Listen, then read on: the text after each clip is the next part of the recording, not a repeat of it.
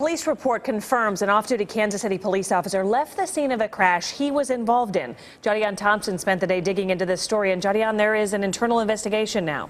Yes, there is. And as with many of these types of investigations, Krista, a lot of those details will be kept very close to the vest. We did ask the Kansas City Police Department for comment, but they only directed us to this, the initial report. Broadway and 20th Street today is a much different scene than in the early morning hours of December 27th. According to this police report obtained by 41 Action News, an off-duty police officer named Booker Brown lost control of his car there. The report reads, quote, a fire hydrant was knocked off its position. It was located about 50 feet from the corner underneath the listed vehicle. It goes on to say Brown also hit this traffic light and busted those two gas meters.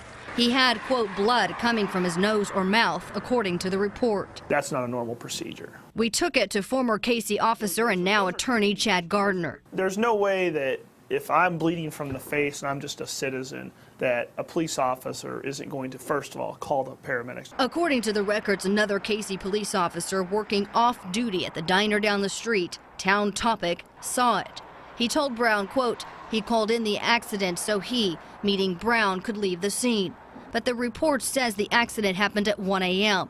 and on-duty police weren't called until 2:33, an hour and a half later. An injury accident, I don't think it's possible that they would have had an hour and 33 minutes before a car cleared for service. It's not just what's in this report that's raising questions, but what's not in it. There's no indication of the driver's condition, impairment, distraction, or otherwise. There were no skid marks, and in the report, Brown also said he would, quote, take care of it later, and left the car on the sidewalk.